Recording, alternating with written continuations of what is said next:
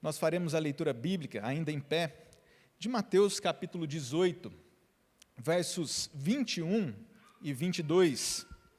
Está escrito: Então Pedro, aproximando-se, lhe perguntou: Senhor, até quantas vezes meu irmão pecará contra mim, que eu lhe perdoe? Até 7 vezes? Respondeu-lhe Jesus: Não te digo que até 7 vezes, mas até 70 vezes 7. Amém. Os irmãos podem se assentar.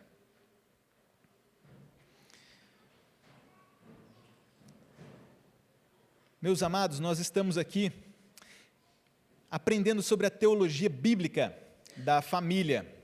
Começamos em Gênesis e percorremos, por assim dizer, cada um dos livros do Antigo Testamento. E sempre que nos deparávamos com o assunto família, nós fazíamos uma pausa no texto bíblico e olhávamos de pertinho, com a graça de Deus, o que cada um daqueles textos tinham a nos ensinar.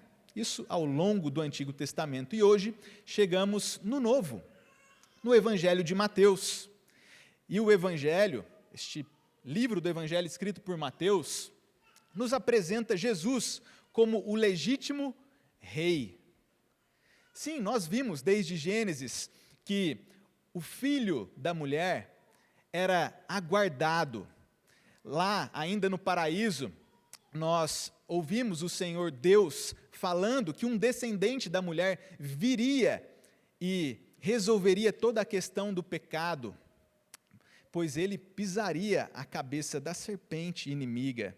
E de fato, então, esse descendente da mulher, o descendente de Davi, o rei, ele veio. É o que nós vemos no Novo Testamento, um legítimo rei. Sim, nasceu numa família humilde, foi coroado com espinhos, pendurado numa cruz, mas é o legítimo rei. Ele que adentrou em Jerusalém, sentado em um pequeno animal de carga, humilde, o rei aclamado, até mesmo pelas criancinhas, o rei que, embora crucificado, com uma coroa de espinhos, voltará em glória. Rei dos judeus, sim, pois até mesmo em sua cruz nós nos lembramos de que havia ali a inscrição: Jesus, o rei dos judeus. Mas não somente dos judeus, como nós veremos aqui, mas o rei do mundo. O clímax do livro do Evangelho de Mateus e versículos chaves acentua essa mensagem quando Cristo, depois de morto e ressurreto, ele declara, sendo rei, dizendo: Toda a autoridade me foi dada no céu e na terra. Ide, portanto, fazei discípulos de todas as nações, batizando-os em nome do Pai, e do Filho, e do Espírito Santo. E eis que estou convosco todos os dias, até a consumação do século. Jesus Cristo, o nosso Rei, ele nos deixou uma ordem, a ordem de fazer discípulos. E o que nós vemos é que esses discípulos, ou súditos desse rei, precisam, dentre outras coisas, apresentar uma das principais marcas. Essas marcas que distinguem um súdito do reino de Jesus e membro da família de Deus. E uma dessas marcas é o perdão. Perdão. Por isso, o assunto da aula de hoje, obedecendo ao nosso Senhor Jesus Cristo, o nosso Rei, é aprendermos juntos sobre o perdão em família. Um assunto muito urgente. Nós talvez já tenhamos olhado para os textos do Evangelho de Mateus que falam sobre perdão. Talvez tenhamos pensado já, de modo correto, sobre resolver os assuntos sobre perdão com colegas de trabalho, talvez com familiares distantes. Mas hoje nós somos convidados a olhar para esses textos bíblicos e aprender sobre o perdão em família, ali, dentro dos nossos lares. Marido, mulher, filhos. Um assunto muito próprio a cada um de nós aqui, enquanto famílias. E, obviamente, não só enquanto famílias, os cônjuges e filhos, mas também enquanto igreja, a família de Deus. E nós vamos percorrer aqui 4 textos. Primeiro, em Mateus capítulo 5, é o que nós vamos olhar, um texto conhecido que fala sobre perdão ou sobre reconciliação, em que o Senhor Jesus descreve alguém que vai levar uma oferta no altar e então ele deve parar para resolver esse assunto de perdão ou reconciliação. Mateus capítulo 5, mas também no capítulo seguinte, o capítulo 6, quando nós aprendemos sobre a oração do Senhor, a oração do Pai Nosso. Vocês se lembram que essa oração fala sobre perdão? Perdoai as nossas ofensas, as nossas dívidas. E por fim, nós vamos olhar para Mateus capítulo 18. E isso num recorte ali a partir do verso 15 e depois a partir do verso 21. O verso 15 é aquele trecho famoso em que nós somos orientados a resolver os assuntos pessoalmente, tratar essa questão do pecado e da necessidade do perdão de modo pessoal. Mas, se necessário, nós podemos e devemos chamar outras pessoas a fim de que o perdão seja concretizado e até mesmo levar o assunto para a igreja. Nós vamos ver isso nos versículos 15 e seguintes. E no versículo 21, então, é esse texto que nós lemos aqui sobre Pedro, perguntando até quantas vezes deveria perdoar. E esse texto segue com uma parábola. E vai ser nesse texto aí do Mateus 18, 21 que nós vamos gastar um pouquinho mais de tempo. Vamos então ao capítulo 5, vocês podem retornar algumas páginas aí das Escrituras, e nós vamos para Mateus capítulo 5, versos 23 a 26.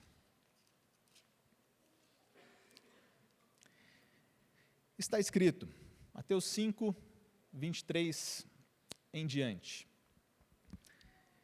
Se, pois, ao trazeres ao altar a tua oferta, ali te lembrares de que teu irmão tem alguma coisa contra ti, deixa perante o altar a tua oferta. Vai primeiro reconciliar-te com teu irmão, e então, voltando, faze a tua oferta. Esse texto continua no verso 24, mas vamos fazer uma pequena pausa aqui. Nós estamos, dentro desse recorte, numa ocasião em que o Senhor Jesus, ele se dirige ao povo de Deus, que, para adorar a Deus, se deslocava até o templo, passando por um altar, o altar do sacrifício. E a cena é essa, então. O Senhor Jesus diz que o adorador, se estivesse levando sua oferta até o altar do sacrifício, e ele se lembrasse de que um irmão tinha algo contra ele, o ofertante, deveria deixar ali perante o altar a oferta e resolver a questão. Percebamos desde já que o assunto, então, da reconciliação, que pressupõe o perdão, nós precisamos perdoar para que haja reconciliação, esse é um assunto urgente.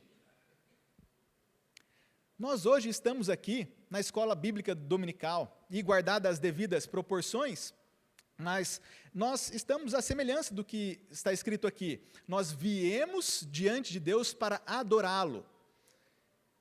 E o que nós precisamos? De modo urgente, quando nos assentamos aqui em nossas cadeiras, nós precisamos ter a consciência limpa de que nós estamos reconciliados, ou que fizemos todo o necessário para que, se possível, tivéssemos paz com as pessoas. Sim, com os colegas de trabalho, como dissemos, com familiares distantes, mas também com as pessoas que convivem com a gente. Nós devemos nos assentar aqui com a consciência limpa de que os assuntos foram resolvidos entre cônjuges, entre os pais e os filhos. Devemos nos assentar aqui com a garantia de que houve perdão e reconciliação. Nós não podemos deixar que a nossa ira passe para um outro dia, Não podemos deixar que o sol se ponha sobre a nossa ira. Essa questão do perdão e da reconciliação é um assunto urgente. E o verso 25 continua dizendo sobre a mesma urgência. Entra em acordo sem demora com o teu adversário, enquanto estás com ele a caminho, para que o adversário não te entregue ao juiz, o juiz ao oficial de justiça, e sejas recolhido à prisão. Em verdade te digo que não sairás dali, enquanto não pagares o último centavo. Vejam só, nós temos aqui duas imagens, nos versos 23 e 24, essa imagem da adoração a Deus, como dissemos, e da urgência de nos assentarmos aqui sabendo que nos reconciliamos em nossos lares, de que perdoamos. Mas há também uma segunda imagem, e essa, a do caminho do tribunal. Todos nós seremos chamados a prestar contas a Deus, mais cedo ou mais tarde. E o nosso texto aqui, os versos 25 e 26, nos falam sobre uma urgência, sem demora. Nós não sabemos quão rápido isso será, prestarmos contas a Deus. Então, ponto 1, adoração. Ponto 2, o caminho do tribunal. O que é que nós vemos aqui? O escritor, Dr. Martin Lloyd-Jones, comentando a respeito desses textos, ele escreveu o seguinte, que nós tendemos por parar e pensar que está tudo bem com a gente. Sabe quando a gente está olhando aqui os versos anteriores, aqui no capítulo 5, nos versos anteriores ao nosso, veja só o 21, ele fala que não devemos matar, mas no verso 22, fala também que não devemos nos irar sem motivo contra alguém e nem proferir um insulto. Então, o Dr. Martin Lloyd-Jones escreve, olhando para esses textos, que nós tendemos a parar e pensar, bom, enquanto eu não disser algum insulto, tudo irá bem comigo.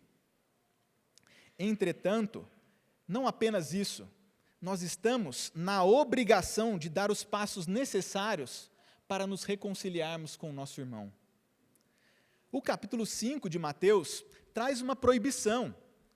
Não devemos insultar alguém. Não deve haver brigas em nossos lares, pensando no contexto da família. Isso não deve acontecer. Já seria um grave erro se houvesse gritaria, discussões, brigas nos lares. Isso já seria um grave erro. E então, se nós não fomos aqueles que ofenderam, talvez a gente já pense, opa, nós cumprimos já o que Deus manda. Não foi eu quem briguei, foi o meu filho quem se exaltou. O meu filho, ele está adolescente, ele está rebelde. E, nossa, eu já não consigo mais falar com o meu filho sem que ele revide e fique bravo. Talvez você, pai, possa pensar isso. Eu não xinguei o meu filho, apenas o disciplinei. Entretanto, há um mandamento positivo, que é a obrigação de dar os passos necessários para que haja perdão e reconciliação. Nós, enquanto pais, vocês, mamães, devem disciplinar os filhos, corrigi-los, e ao ver que os filhos não estão correspondendo, por exemplo, que estão rebeldes, vocês devem fazer de tudo para que haja reconciliação. O objetivo é ganhar o coração do filho. Nós não podemos abandonar os nossos filhos a suas próprias rebeldias, pecados. Nós devemos dar os passos necessários. E por falar em passos, o nosso texto aqui, ele fala sobre um adorador que está indo de caminho para o altar, deixa a oferta ali e volta para se reconciliar. Esse retorno seria muito trabalhoso. Lembra que a gente comentou aqui, a adoração, lá nos tempos em que o Senhor Jesus estava em seu ministério terreno, era a adoração centrada em Jerusalém. Ou seja, as pessoas saíam de seus lares, caminhavam quilômetros muitas vezes e iam adorar a Deus. Se ao chegar ali no altar tivessem que voltar para resolver algo, esses eram longos passos para o perdão e para a reconciliação. Nós devemos dar os passos necessários. Se há, então, desavença entre os cônjuges, o dever de resolver a questão não é só daquele que se exaltou e gritou. O dever é também daquele que deve dar os passos necessários para que haja perdão e reconciliação. Quer seja entre os pais e os filhos ou entre os próprios cônjuges, há o dever de não pecar, mas há o dever também de buscar reconciliação. Então, eu trago aqui para nós um checklist, proposto em um livro bastante conhecido, a respeito das escolhas dos pacificadores em seus lares. Um checklist. Será que temos obedecido a isso? Quando eu descobrir que alguém tem algo contra mim, o que é que eu devo fazer? Eu irei àquela pessoa para conversar a respeito, mesmo que não acredite que eu tinha feito algo de errado. Esse é um dever para cada um de nós. A respeito do perdão, então, e da reconciliação, nós devemos ter em nossos cadernos, por assim dizer, esse checklist. E devemos sempre confirmar, antes de vir para o culto, por assim dizer, antes da nossa adoração, alguém em minha casa tem algo contra mim? Se sim, eu devo ir até aquela pessoa e resolver a questão. O assunto é urgente, não só para o ofensor, que errou, mas também o ofendido. Ambos devem resolver a questão. E ainda o Dr. Martin Lloyd-Jones, ele escreve que a questão é tão urgente e desesperadora quanto essa do caminho para o tribunal. Você deve agir sem demorar um único instante. Corrija prontamente essa situação, é o que nos recomenda o Senhor Jesus Cristo. Talvez você não esteja mais vivendo neste mundo amanhã de manhã, e então você estará indo para a eternidade nessa situação embaraçosa. As duas imagens, do adorador no culto, ou daqueles que estão a caminho do tribunal, demandam de nós urgência para resolvermos esse assunto do perdão e da reconciliação. Esse é o primeiro dos textos aqui de Mateus que falam sobre perdão e reconciliação. Mas o capítulo seguinte, capítulo de número 6, também fala. Vejam só como então deve ser a vida dos discípulos ou dos súditos do rei, o nosso Senhor Jesus. Ele nos ensinou a orar. No capítulo 6, verso 9 em diante, tem a conhecida oração que diz assim: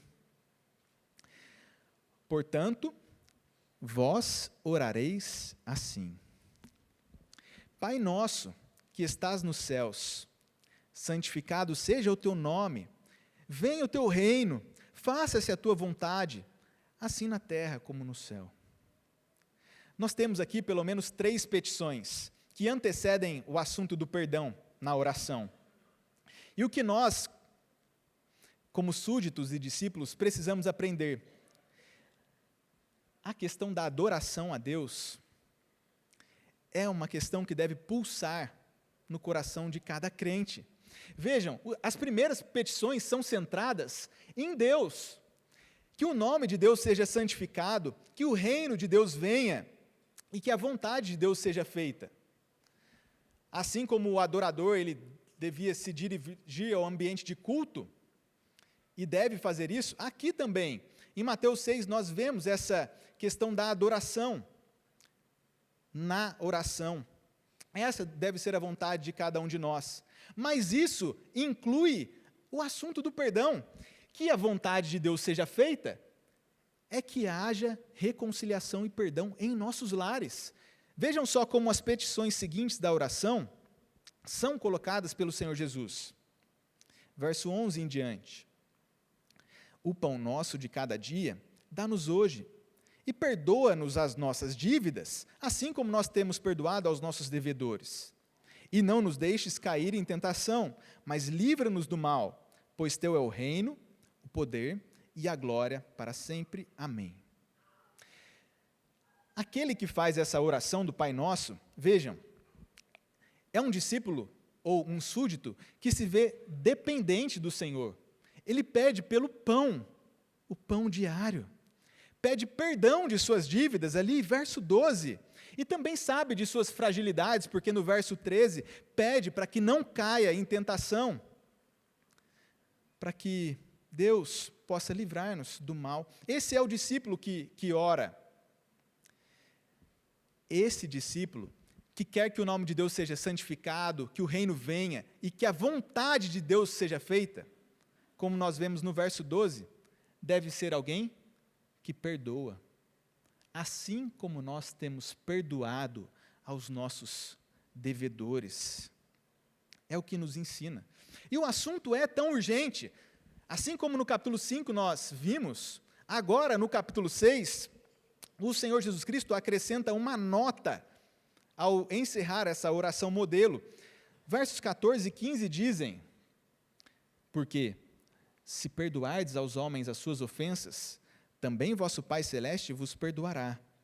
Se, porém, não perdoardes aos homens as suas ofensas, tampouco o vosso Pai vos perdoará as vossas ofensas. Percebem que assunto urgente e tão sério. Meus amados, quando nós olhamos para essa oração do Pai Nosso, nós vemos que uma das principais evidências de uma conversão genuína é a prática do perdão. Aquele que ora a Deus diariamente, pois pede diariamente pelo sustento, é alguém que perdoa, que pede perdão a Deus pelos seus próprios pecados, mas que também perdoa. É uma evidência de cada um de nós, cristãos, que nós somos crentes, reconciliados, porque quem é perdoado também perdoa. Isso deve estar presente em nossos lares. A nossa casa não é uma licença para pecarmos, vivermos de modo desleixado, do tipo assim, eu tenho uma vida mais séria no meu trabalho, ou quando estou reunido na igreja, e em casa eu estou mais à vontade, eu posso brigar e ficar irado. Não, nós não podemos. A nossa vida inteira é vivida na presença de Deus. E o nosso Rei, o Senhor Jesus, nos ensina, vez após vez, que nós não devemos pecar, mas também, até mesmo se nós não falhamos, devemos resolver essa questão do perdão e da reconciliação. E isso inclui os nossos lares. Nossa casa não é uma licença para vivermos de modo desleixado, com gritarias, desavenças, brigas e falta de perdão. Não deve ser assim. Percebam também que essa é a oração do Pai Nosso, ou seja, é a oração de crente mesmo. Ela é a oração dos filhos de Deus. Embora alguns digam que é uma oração universal, por assim dizer, uma oração ecumênica, isso está muito longe da realidade bíblica. Quem faz esta oração são os filhos de Deus. Aqueles que já foram perdoados e que diariamente confessam seus pecados pedindo perdão. Essa é a oração de cada um dos crentes. E nós não podemos ser hipócritas. Aliás, nós nos lembramos, do contexto em que essa oração aparece aqui. É um contexto de combate à hipocrisia. No famoso Sermão do Monte, sabe quando os discípulos eles se assentam ali, na relva, no gramado, e o Senhor Jesus passa a ensiná-los perante a multidão? O Senhor Jesus está combatendo a falsa religião, a religião hipócrita, daqueles que oravam nas praças, em voz alta, mas que, na verdade, eram hipócritas. Nós não devemos ser assim. Uma coisa em público, nas praças ou na igreja, e outra em casa. Nós devemos ser cristãos, reconciliados, que perdoa uns aos outros, em qualquer dos lugares que estivermos. Essa é a verdadeira religião, não hipócrita. E perdoar é algo fácil, assim? Depende do ponto de vista, né? Se estivermos falando da nossa natureza pecadora, não é fácil, nada fácil. E, obviamente, a considerar a inclinação humana para o pecado, ou ainda os vestígios dos pecados que ficaram nos crentes. Se nós temos dificuldade para perdoar alguém, nós devemos pedir a Deus a sua graça para conseguirmos imitar o perdão que Ele nos deu através de seu Filho. Quem é perdoado, perdoa. Essa é uma evidência da conversão. E se nós estamos com dificuldades, então, para imitar o nosso Pai Celestial, precisamos pedir a Ele graça. Perdão não é algo automático para a natureza humana caída. É por isso que a gente veio também estudando lá desde Gênesis. Nós vimos que depois do primeiro pecado humano, o casal já passou a se desentender, Adão e Eva. E depois, o que dizer então dos irmãos Caim e Abel? Caim, por inveja, assassinou o seu irmão. Perdão, reconciliação depois do pecado não é algo natural para os homens, mas é algo presente em cada um dos convertidos. Ainda que haja alguns vestígios do pecado, nós devemos orar a Deus e Ele nos dá graça para imitá-lo. É sobre isso que fala outro texto também, do Novo Testamento. Paulo, escrevendo aos Efésios, ele disse: antes, sede uns para com os outros benignos, compassivos, perdoando-vos uns aos outros, como também Deus, em Cristo, vos perdoou. Sede, pois, imitadores de Deus, como filhos amados. Quem é perdoado por Deus, perdoa. Essa é uma evidência da conversão. Vejam, é o perdão que nós recebemos de Deus em Cristo que sustenta toda a questão de perdão na família. Porque nós fomos perdoados, nós podemos e devemos imitar a Deus como filhos amados, perdoando uns aos outros, inclusive nos nossos lares. E como é que a gente pode, então, definir perdão até aqui? Uma definição simples, mas que traz já um pouco do que nós temos aprendido, é essa: que perdão é o ato gracioso pelo qual um crente, lembrando-se do perdão recebido em Cristo, deixa de cobrar um ofensor e busca reconciliação. Perdão é um ato gracioso, ou seja, é bondade. É bondade da parte daquele que perdoa, mas é um ato gracioso também, porque vem da graça de Deus. É um ato genuinamente cristão, perdoar. São os crentes que perdoam de fato. Porque os crentes lembram-se do perdão recebido em Cristo. É o perdão que recebemos de Deus que é a base, o sustento para perdoarmos também. Então, o perdão é esse ato de deixar de cobrar um ofensor. Sabe aquela ideia de que a pessoa tem que merecer, aliás, a pessoa tem que merecer o perdão? Não, não é isso. De fato, aquele que peca contra nós é um ofensor. Ele pecou, ele errou contra Deus. Mas o que é exigido de nós é justamente a graça de deixar de cobrar um ofensor. Ele não deve merecer, é graça, não é por merecimento. O ofensor deve arrepender-se. E deve ser um resultado do perdão a busca pela reconciliação. Tanto é assim que o nosso texto, capítulo 5, veio falando sobre reconciliação. Deixar a oferta ali no altar e reconciliar-se. Esse é o perdão bíblico. E todos nós aqui, crentes em Deus, podemos testemunhar da graça de ser perdoado. Por que não perdoarmos, então? Por que não deixar de cobrar um ofensor e buscar reconciliação? Nós já experimentamos do perdão. E nas palavras do salmista, bem-aventurado aquele cuja iniquidade é perdoada, cujo pecado é coberto. Bem-aventurado o homem a quem o Senhor não atribui iniquidade e em cujo espírito não há dolo. Salmo 32, 1 e 2.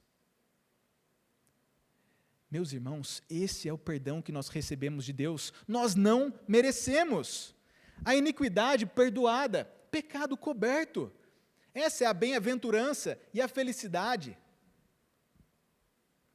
Esse é o perdão que nós recebemos e que, pela graça de Deus, nós devemos conceder também àqueles que nos ofenderem. Perdão, não por merecimento, mas por graça. E ainda, o salmista fala sobre a beleza do perdão e a doçura do perdão recebido de Deus, quando diz: bendize, ó minha alma, ao Senhor, e não te esqueças de nenhum só de seus benefícios. Ele é quem perdoa todas as tuas iniquidades. Esse é o perdão que recebemos de Deus, e, portanto, nós devemos perdoar-nos mutuamente, assim como Deus em Cristo nos perdoou todas as nossas iniquidades. E agora, como experimentar isso no dia a dia? Já falamos então que o perdão é urgente, assim como aquele que deixa a oferta ali no altar. É algo tão sério, essa questão do perdão, quanto aquele que está a caminho do tribunal, pois todos nós estamos a caminho da eternidade. É urgente, é sério. O perdão também é uma marca de cada um dos cristãos, pois os filhos de Deus oram pedindo perdão e reconhecendo que perdoam as dívidas. Como então perdoar em nossos lares? E quando a situação ela parece fugir ao nosso controle e nós oramos, mas não conseguimos reconciliação, o que nós devemos fazer? Nós podemos e devemos contar com a ajuda da igreja também, quando as situações em nossos lares não estão sendo resolvidas de modo apropriado. O terceiro texto que fala sobre perdão aqui em Mateus, está lá no capítulo 18. Nós podemos avançar algumas páginas. Capítulo 18, a partir do verso 15.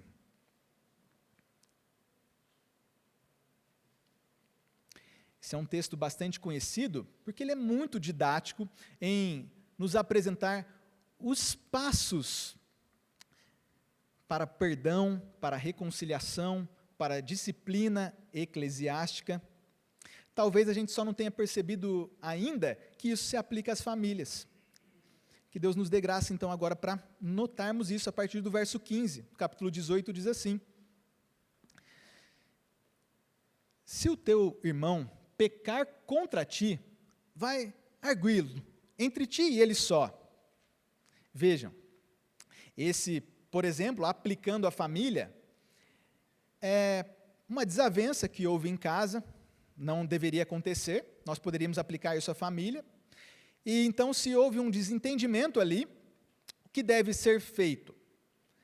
Deve haver uma conversa.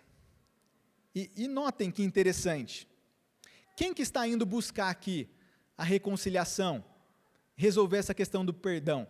É o ofendido ou o ofensor? Curiosamente, quem está indo buscar a reconciliação é o ofendido. Então, se a sua esposa brigou com você, meu irmão, é seu dever buscar a reconciliação. Ainda mais por você ser o pastor ali do seu lar. O ofendido, buscando resolver a questão do perdão e da reconciliação. Então, deve haver uma conversa entre ti e ele só. Se ele te ouvir, ganhaste a teu irmão. Vejam, esse é o objetivo de uma conversa após um desentendimento. O objetivo é ganhar o irmão. Nós não devemos nos assentar para resolver as nossas desavenças em casa e trazer mais e mais problemas. Já viu aquela conversa que era para reconciliação e torna o assunto ainda pior?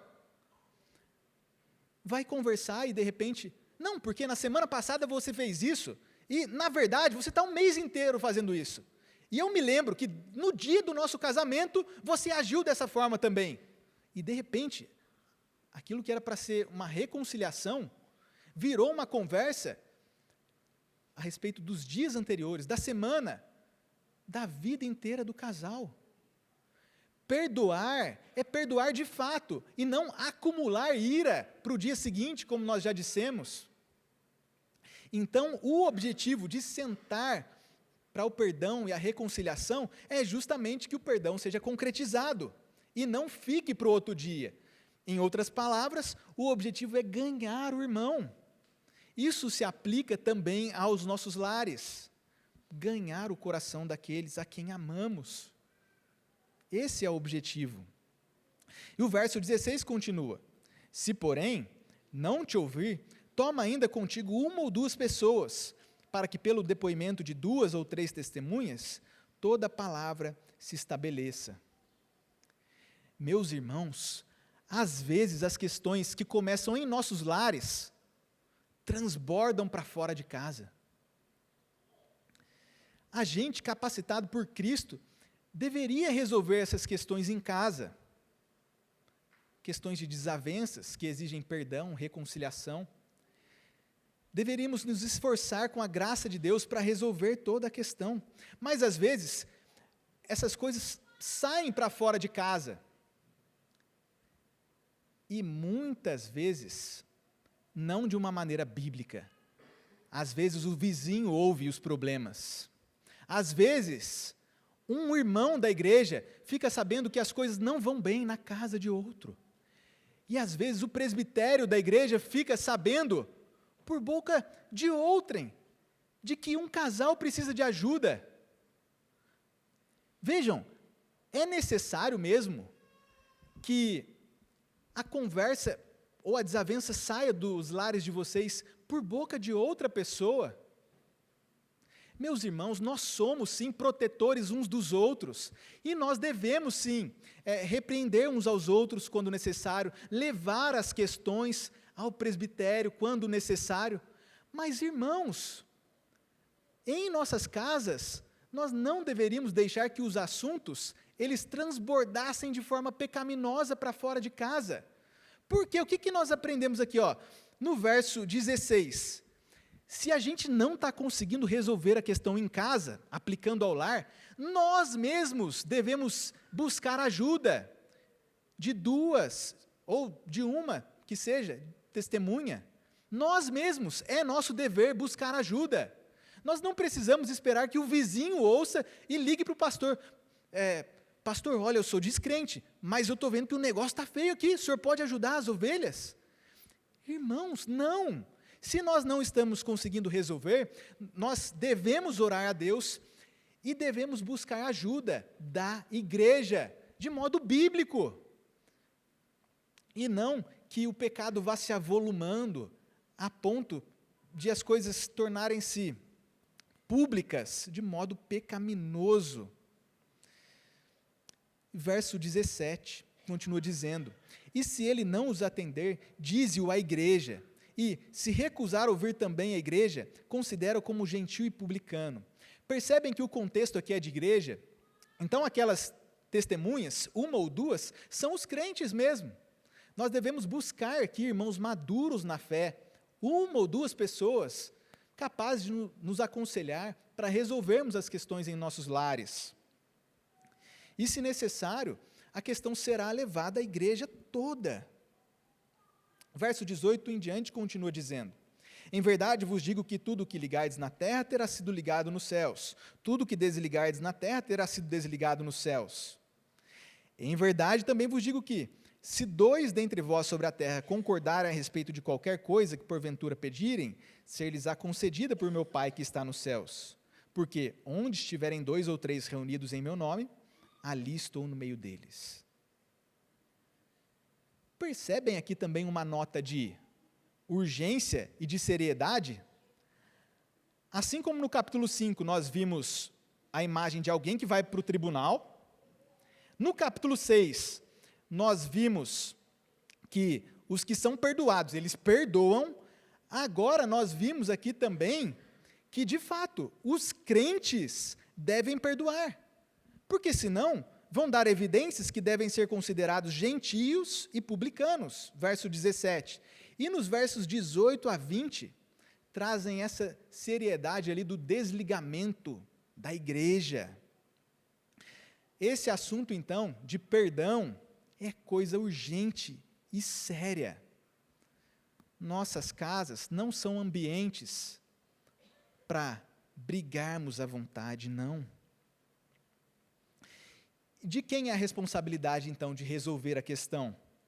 Como nós já comentamos e agora temos percebido, a responsabilidade de resolver é vista quando nós entendemos uma mensagem importante, quando juntamos os dois textos. Sabe quando a gente junta aqui o capítulo 5, lá do altar, da oferta, e agora o capítulo 18, a gente conclui o seguinte, que a primeira pessoa a reconhecer que existe um relacionamento fraturado na família de Deus, deve procurar a outra para remover as barreiras. Ou seja, a responsabilidade é sua, sem medo de errar. A responsabilidade é de cada um de nós, de resolvermos essa questão do perdão em nossos lares. Existem níveis de responsabilidade? O marido, como cabeça do lar, sim, ele tem uma responsabilidade maior, mas é também responsabilidade da esposa, é responsabilidade de cada um de nós, a responsabilidade do primeiro que reconhecer. E então, um checklist, sabe, para a gente deixar anotado no nosso caderno, por assim dizer, e depois, antes de vir para o culto, verificar se estamos atendendo ao que nos é exigido. Olha o checklist. Se eu não conseguir resolver uma disputa com alguém em particular, e se a questão for grave demais para ignorar, com a ajuda de Deus, eu procurarei ajuda em nossa igreja e me submeterei à sua disciplina. Meus irmãos, não deixem que o sol se ponha sobre a ira e que o pecado vá se avolumando a ponto de transbordar de modo terrível para fora dos lares de vocês. Resolvam as questões, a responsabilidade é de cada um do lar. E se não conseguir resolver, orando a Deus, conversando, procurem ajuda, vocês mesmos, não os vizinhos, não o meu vizinho ligando aqui pedindo ajuda para os pastores, porque eu estou brigando em casa, não alguém da minha família, não um dos irmãos, mas eu mesmo devo procurar ajuda, e você mesmo deve procurar ajuda na igreja local, e se necessário, submeter-se à disciplina. É isso que aprendemos no capítulo 18, mas não só, nós havíamos dito que tínhamos 2 recortes aqui no capítulo 18, né? E o último desses, então, está a partir do verso 21. É aquele texto que a gente leu logo no início aqui da EBD. Vejam só a partir do verso 21. Então Pedro, aproximando-se, lhe perguntou: Senhor, até quantas vezes meu irmão pecará contra mim, que eu lhe perdoe? Até 7 vezes? Respondeu-lhe Jesus: Não te digo que até 7 vezes, mas até 70 vezes 7. Com a graça de Deus, eu creio que nós já temos percebido, então, a necessidade de perdoar, de resolver as questões, porque o assunto é urgente e sério. Olhando para esse assunto, talvez a gente tenha se sentido como Pedro. Mas e quantas vezes for necessário? Talvez você tenha se lembrado, puxa, eu acho que eu me desentendi em casa ontem, e anteontem, nossa, as coisas estão graves em casa. Quantas vezes então eu devo perdoar, aplicando aos lares? Até 7 vezes, será? 1, 2, 3, 7? Não, o Senhor Jesus Cristo eleva os números até 70 vezes 7. E Ele faz isso de modo proposital, nós devemos perdoar constantemente. Deve ser um assunto frequente em nossos lares. O pecado ele não deve existir, mas se houver uma desavença, deve haver perdão. E nós chegamos agora, ensinando ali a Pedro e os discípulos, a uma parábola. Olha o que o Senhor Jesus vai dizer sobre a necessidade de perdoar. Verso 23. Por isso o reino dos céus é semelhante a um rei que resolveu ajustar as contas com seus servos. E passando a fazê-lo, trouxeram-lhe um que lhe devia 10.000 talentos. Não tendo ele, porém, com que pagar, ordenou o Senhor que fosse vendido ele, a mulher, os filhos e tudo quanto possuía, e que a dívida fosse paga. Então o servo, prostrando-se reverente, rogou: sê paciente comigo e tudo te pagarei. E o senhor daquele servo, compadecendo-se, mandou embora e perdoou-lhe a dívida. Aqui uma parábola. Sabe quando as coisas estão ficando difíceis de entender?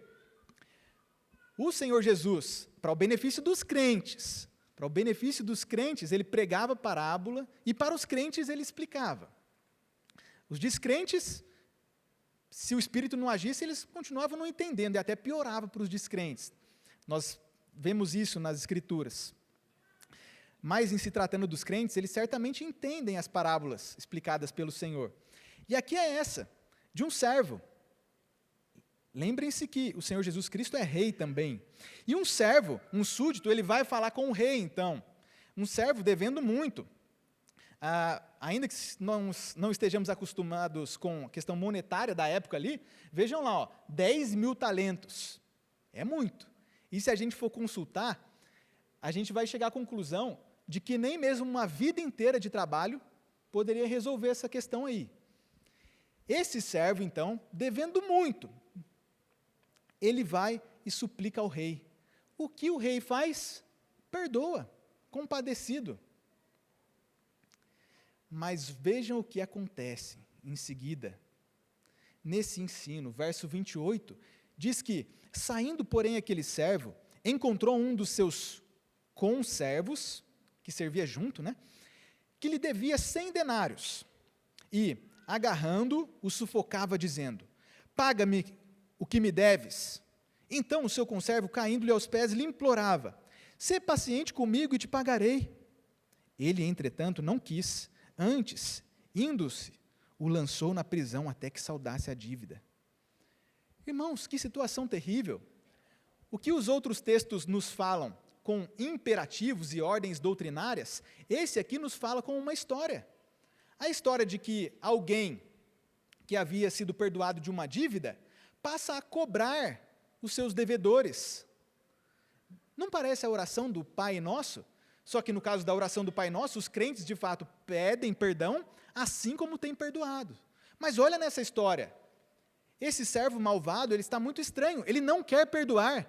Ele ouve o rei perdoando, ele vê o rei perdoando, mas quando ele encontra um outro servo, aquele que trabalhava junto, trabalhava para ele, o servo malvado não quer perdoar. E as dívidas são bem diferentes. Pelos números aqui, a gente até consegue perceber, embora mude a moeda e o sistema ali, mas um é 10.000, o outro é 100, e de fato, se a gente consultar, são mesmo dívidas proporcionalmente bem diferentes. A dívida do servo malvado era infinita, não daria para pagar. Essa outra dívida, os comentaristas chegam a dizer que daria para saldar em até 3 meses de trabalho. Mas o servo malvado, perdoado daquela dívida, não quer perdoar essa dívida tão menor. Vejam só. O que acontece como desfecho? Lembra? O assunto é urgente e sério. Olha o desfecho agora da história. Verso 31 e diante. Vendo seus companheiros o que se havia passado, entristeceram-se muito e foram relatar ao seu senhor tudo o que acontecera. Então o Senhor, chamando, lhe disse: servo malvado, perdoei-te aquela dívida toda porque me suplicaste.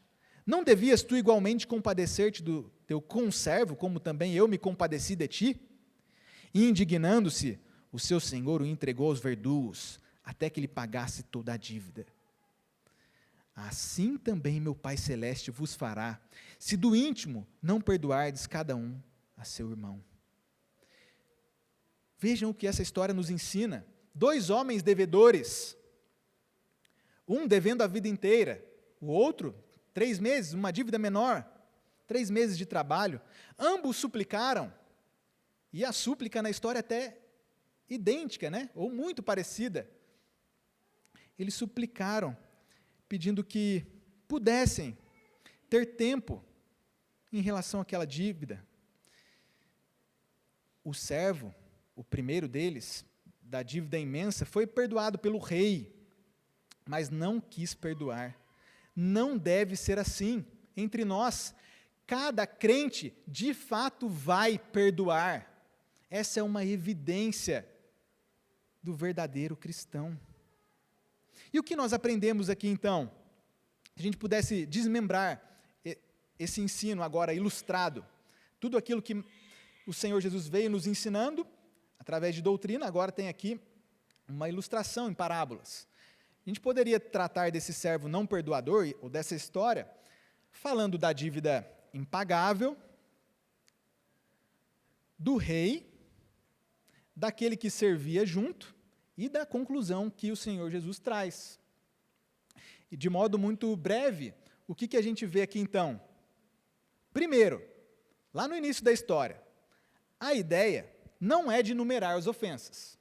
Ou seja, se você estiver contando as ofensas, não está perdoando. Lembram como que a história começou? Pedro perguntando ao Senhor, devo perdoar até 7 vezes? Não, até 70 vezes 7. Ou seja, um número alto, de propósito, porque a ideia não é numerar. Se for necessário vocês perdoarem hoje, que o façam. E se necessário amanhã, perdoem em seus lares. Não contem, não vão numerando as ofensas. Lembram daquele exemplo?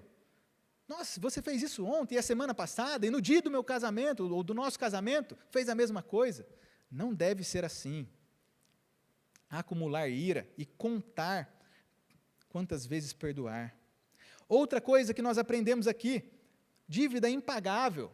Diante de nosso Deus, o pecado cria uma dívida impagável.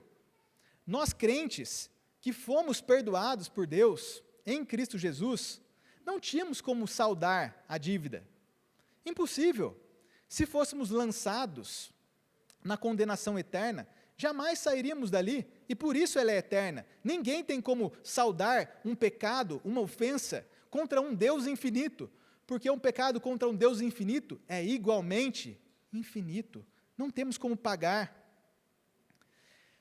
Outro detalhe importante aqui, que a gente poderia aprender com essa história, que nós não devemos ser arrogantes e confiar em nós mesmos. A nossa dívida é realmente impagável. Olha que curioso. O texto que nós lemos inclui um detalhe a mais. O servo malvado lá, ele acrescenta, e tudo te pagarei. Essa declaração revela, ao mesmo tempo, a sua ignorância do real tamanho da dívida e sua perspectiva exagerada do seu próprio poder aquisitivo. Aquele servo, nem que trabalhasse a vida toda, teria como pagar o rei, mas ele, desconhecendo o tamanho da sua dívida, ou tapando os olhos para isso, ele pede para pagar tudo. Vejam que aquele servo lá realmente não demonstrou ser um cristão, né? Ele confiava em si mesmo. Não deve ser assim.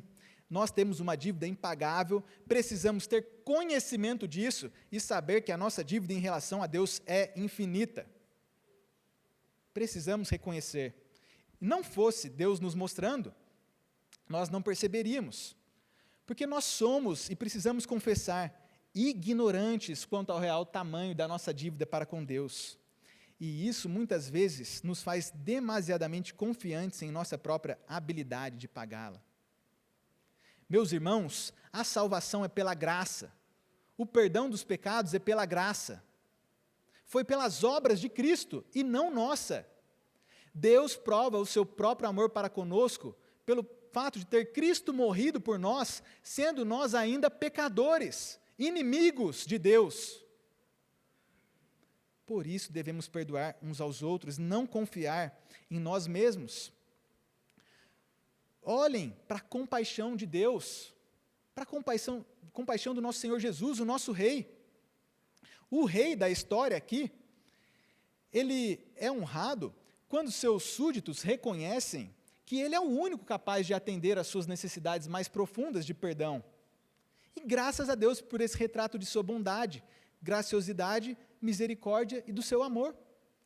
O nosso Deus é tão gracioso que Ele faz o seu sol nascer sobre justos e injustos. Vejam, enquanto nós desfrutamos de um dia bonito, ensolarado, se ficarmos em silêncio, talvez possamos ouvir até pássaros cantando.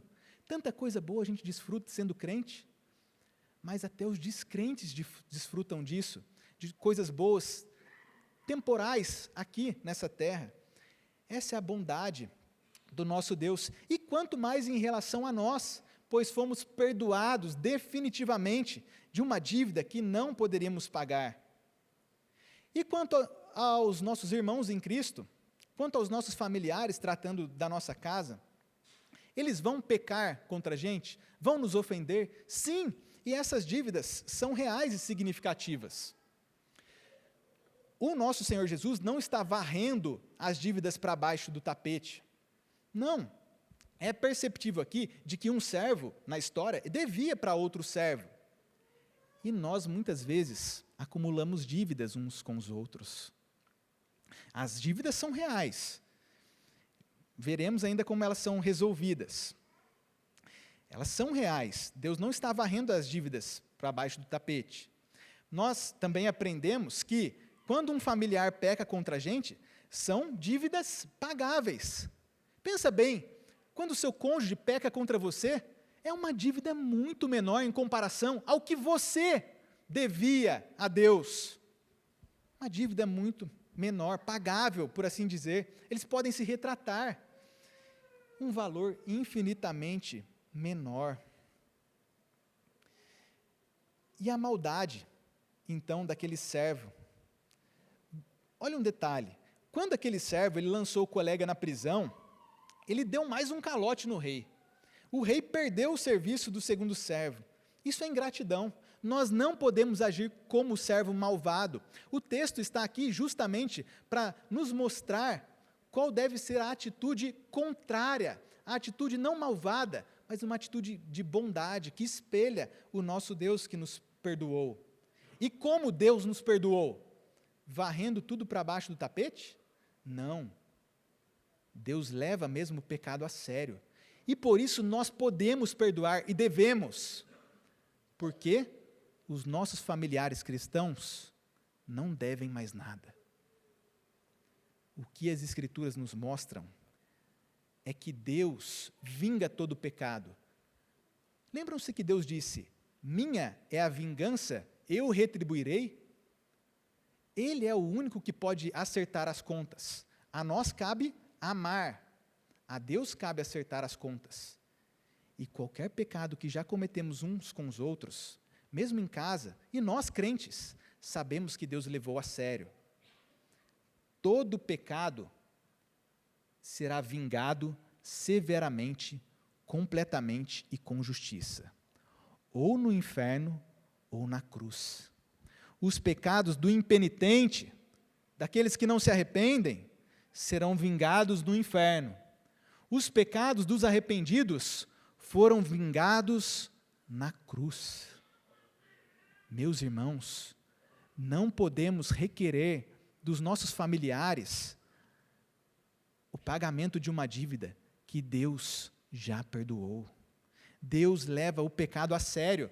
Ele não está simplesmente nos dizendo, nesta manhã, vá e passe a mão na cabeça do seu cônjuge e deixe esse pecado de lado e jogue para baixo do tapete. Não! Os pecados do seu cônjuge, crente em Cristo, foram pagos na cruz do Senhor Jesus. E por isso nós devemos perdoar, com a certeza de que Deus levou a sério as nossas ofensas. As ofensas que nós recebemos quando fomos ofendidos, ou aquelas que nós acumulamos enquanto dívidas e pecadores que somos. Deus leva pecado a sério. Por isso, nós cristãos deveríamos ser as pessoas mais perdoadoras do mundo, pela simples razão de que os cristãos são as pessoas mais perdoadas do mundo. Os nossos pecados foram pagos na cruz de Cristo, pois Deus leva o pecado a sério. E a aplicação ou implicação é óbvia. A dívida dos perdoados é perdoar. Essa é a conclusão da história. Não devemos agir como o servo malvado, devemos perdoar. Essa é a dívida, por assim dizer, dos perdoados, perdoar. E a conclusão do nosso ensino também. Meus irmãos, a solução para um casamento em crise não é o divórcio. O pastor Hernandes Dias Lopes, ele mesmo já pregou sobre isso. A solução é o arrependimento, o perdão e a reconciliação. Não caia nessa de que o divórcio é uma solução para as desavenças do seu lar. Não faça isso. Meus irmãos, não acumulem pecado sobre pecado. E além das desavenças em casa, agora, imaginem só acumular um divórcio. Nós devemos nos arrepender, perdoar e reconciliar. É isso que nós aprendemos. Esse assunto é tão sério, porque sem o perdão, os ressentimentos, a ira, vão ficar submersos debaixo da superfície do nosso lar. Mais cedo ou mais tarde, essas mágoas fazem a família afundar. Levem a sério questões de desavenças, de ira, discussões, coisas que não deviam haver em nossos lares. Mas se pecarmos, Deus é fiel e justo para nos perdoar os pecados, nos purificar de toda injustiça. E Deus que nos perdoou, nos dá um coração perdoador. Perdoem, levem a sério. Não deixe o sol se pôr sobre a ira. Essa ira temporária vai se tornar em amargura, vai ficar guardada no coração. E, a menos que você se arrependa, a menos que Deus intervenha, a família vai afundar. Leve a sério. Como um checklist, então, aquele que nós devemos tomar nota, verificar. Faça isso. Comprometa-se. Lembrarei o quanto Deus tem me perdoado, não só nessa situação de desavença em casa, como também no passado. Nós fomos muito perdoados, devemos perdoar. Meus irmãos, em resumo, o que nós vemos sobre o perdão em família é que nós praticamos o perdão por amor a Jesus. E devemos mesmo praticar, porque o Senhor Jesus nos perdoou uma dívida infinita de pecado. Que Deus nos conceda graça para resolvermos todas as questões. Sim, a ponto de nos assentarmos para conversar, não para acumularmos mais desavenças, mas para que, com a graça de Deus, antes mesmo de nos reunirmos à noite novamente, nós tenhamos perdoado uns aos outros e nos reconciliado enquanto famílias, porque nós, como adoradores, sabemos da urgência e da seriedade desse assunto. Oremos. Senhor nosso Deus, nós te damos graças, porque cada um de nós aqui, crentes em Cristo, fomos perdoados. Ó meu Deus, nós aproveitamos também para rogar, se há algum descrente entre nós, que o Senhor produza arrependimento no coração, ó Deus, que possa perceber que as dívidas não são somente contra outras pessoas, mas contra o Senhor mesmo. Ó Deus, e que o Senhor perdoe os nossos pecados. E te damos graças porque foi assim com cada um dos crentes mesmo. O Senhor nos perdoou. Agora, ó Deus, tendo aprendido de Ti mesmo, nos conceda a graça de perdoar em família, de nos reconciliarmos, sim, de modo urgente, como o Senhor exige, que possamos nos apresentar aqui nesta noite com as situações resolvidas, com o coração inclinado a perdoar.